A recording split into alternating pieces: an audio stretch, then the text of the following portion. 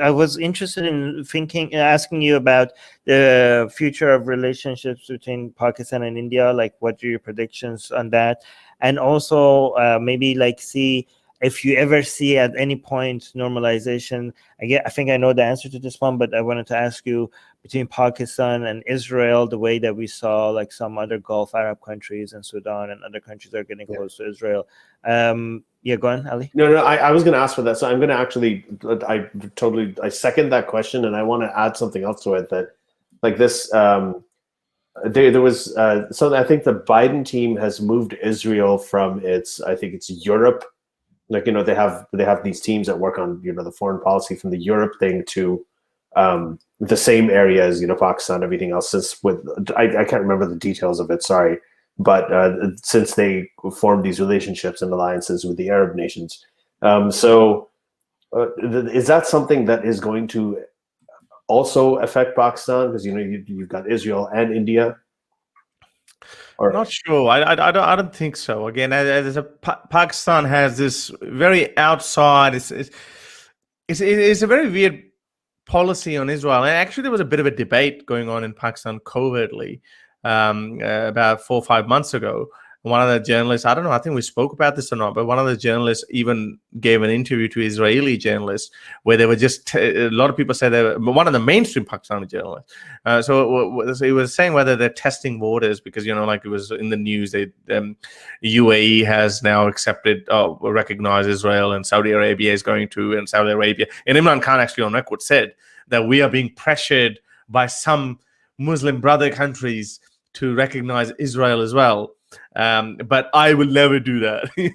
So, he was probably just saying that just to see what the reaction is going to be. Exactly. Right? Yeah, because one of very pro Imran Khan journalist, Mubashir Luqman, actually did this interview, a very candid, very cool, friendly interview with the Israeli journalist.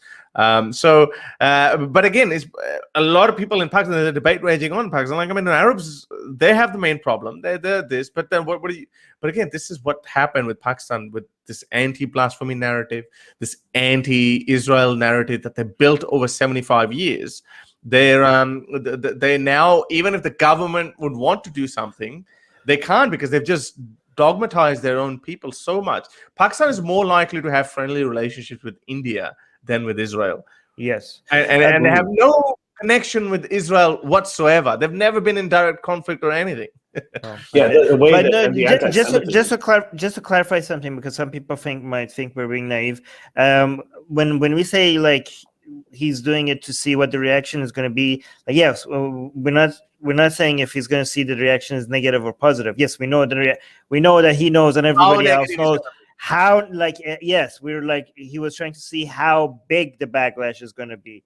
Of course, it was the reaction was going to be negative. Go on, Ali. Sorry. Yeah, so I wanted to go back to what Armin said. I think it is important. We've got a minute left, maybe, but predictions for the future in terms of how it's going to play out with India. What is Pakistan going to do with India? I mean, there's a world of difference between these two countries in every way, economically, in terms of growth, and just everything. Technically, Pakistan shouldn't even be. It's not even a real country, though. It's India hijacked by Islamists, right? Yeah, look, I mean, it might be technically true, but I don't buy that argument. But apparently, I never used to buy this argument. But apparently, this confusion in Pakistani textbook and Pakistani intelligentsia, this keeps showing me that maybe it is a very important part, that if we don't recognize India as our civilization, and one of the I don't know, Ali, if you heard it, because recently just Pakistan passed a law that in Islamabad, Arabic would become mandatory. Yeah, every kid. Yeah, and one of the senators from Pakistan People's Party, late Benazir Bhutto's party, so he said that my civilization is not Arab. My civilization is the Indus civilization, which is the Indic civilization. So, but I'm like, I mean, does that even matter? Like, is it really that important? But apparently it is. Apparently we have to decide who is our spiritual or intellectual or civilizational father, whether these are the Indics, which is not us, so, we can't be called Indic, or they're Arabs or they're Turks. There has to be. There has to be. Armin, so wait, hold on. Bulbul is saying Armin is now supporting Akhand Bharat. Akhand Bharat means United India. Yeah. So wait. I have to say this because Armin brought this up about in Iran, what they're doing is because they're seeing a lot of these kids are moving away from religion, right? They're bringing a nationalism aspect, a nationalism conversation, our Zoroastrian heritage, our Persian Empire heritage, whatever it is. That stuff is coming in to help unite people. Now in Pakistan, you know that it's fragmented. Okay, you've got the Punjabis, you got the Balochis, you got the Sindhis, the Muhajirs, you have Pathans, and Pashtun. You have all of these different ethnicities. They all speak different languages. They don't necessarily like each other. They're very disjointed. The only thing that holds them all together is Islam. Right? Islam is the one thing. The religion held everything together. So now, as Islam dissipates, and as this youth grows up, and there's being exposed to all these ideas on the internet and everything, they're like, okay, the religion thing goes away. What is the glue that's going to hold everybody together? What's fragmentation? And that's, I think, where the civilizational history is important. That's why I think they're exploring different things. And I think obviously as this religiosity or Islamism exited my being, I also realized, I became more and more sympathetic and open towards India as a country and civilization. I removed all those natural biases that I had. We were Pakistan. We used to hate India, right? We had to, otherwise we're not Pakistanis, which is ingrained in that. But as Islam kept leaving me, I kept becoming more pro-India and well-wisher of India, and actually not feeling jealous when India put a rover in the moon on the moon, and I feel great about it. So I think eventually you're right. When as Islamism weakens or Islam weakens in Pakistan, who knows? 100 years later, this all might be United India. Who knows? Yeah. Is it fair to say that a weaker Islam in Pakistan means a weaker Hindutva in India? Yeah, eventually it will. I feel the Hindu extremism in India was a reaction to Pakistan and Islam as the enemy. So, it's like Trumpism and wokeness, right? And then we're so anti-Islam. We have to blame everything on Islam at the end of the day. That's just in our nature. So.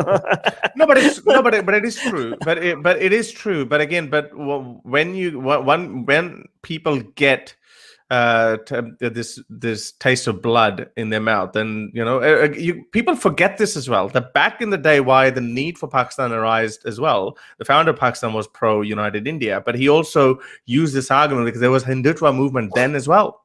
There were Hindus at that time as well who were killing Muslims for eating beef. They were throwing pigs in front of mosques. So there were Hindutva people then as well, and which is why. The founder of Pakistan, Muhammad Ali Jinnah, decided that, okay, well, you know what, these guys, we can't live together, so we got to create a separate country. So yes, it's not that simplistic either. So that's why religion. I think that's part of the history. So religion entirely has to go, but I do think that Hinduism is likely to dissipate or at least lose its power or influence if there is a weaker Islam. So it has to happen together simultaneously, but who knows? I'm a big believer. Borders are always changing. So every civilization thought that they're there for eternity, forever. But Rome for after 1,000 years ended up falling, and so with these maps will also change. These borders will change again. Yeah, 1,000 years is technically forever when it comes to history. But anyways, we're about out of time. We're out of time. Can we promote Harris Sultan's channel? Yeah, we're going to right now. So just the Lahore. By the way, I know my parents actually immigrated to Lahore from India, right? So my parents were both born in India. So I'm technically Indian Pakistani. But you're Hindustani, huh? Are you the one they call Hindustani? I'm who migrated to but the people who migrated to Pakistan after Pakistan's creation in 1948. My mother's family came in 1950 to Lahore. My father's family migrated in 47 to Karachi. Okay, guys, before we actually end this, I'm gonna Shuva is saying, can we end this on a positive note? So to be able to end this on a positive note, Harris, what would you say to people who look at Pakistan and all the bad news that constantly comes out of there and think like, you know what, this seems like this is a failed state, there's no hope, this is crap. let's give up on Pakistan. What would you say to that I would say they're obviously very shallow-minded and simplistic people. I mean, I have on purpose started a new playlist where I have decided that I'm going to show the good sides of Pakistan as well, because it's very important to show that, because because we also end up creating an echo chamber. You know, like my own people who listen to me and they say, "Oh, Harris," you know, like, I mean, I'm interested in what Harris has to say, but they become very bitter towards Pakistan as well. So it's very important that we show Pakistan is a country, complex country. I've said it many times. People of Pakistan are wonderful people. If any Westerner went to Pakistan, they would be treated like kings and queens. You would go to the shops, they wouldn't even charge you. They would be so happy. The music, like and food as well. But they would treat you very well, albeit that you don't talk about Islam, which is fair enough.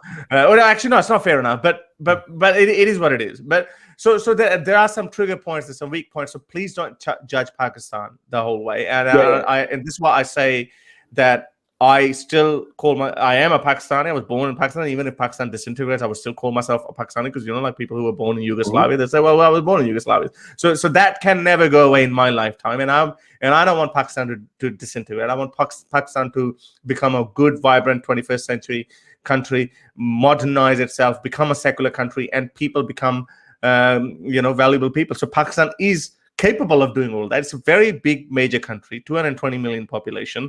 By the way, I learned that yesterday. Out of all Stan countries, if they're all united, it will be called Stanistan, and Pakistan will be the powerhouse of that. There was an attempt. There was an attempt at some point. No, really? But because I don't know with the North, okay. No, anyway, so Pakistan can be there are a lot of good in Pakistan as well, the music and the food and there's so many things. So don't give up. I wouldn't give up on Pakistan. And messaging wise, I think that if we go with this whole idea that we're anti-Islam because we're pro-Pakistan, if we start talking that I say that all the time. I say that all the time. Yeah, I want Pakistan to get better, and in my opinion, the only way for Pakistan to get better is to get rid of the virus of Islam. As Noam Chomsky said. Hey guys, if you want to join these streams live, get your comments and questions read by Ali and Armin and the guests, and most importantly, to get full access to the full video versions of all these episodes, become a patron. Link in the description below.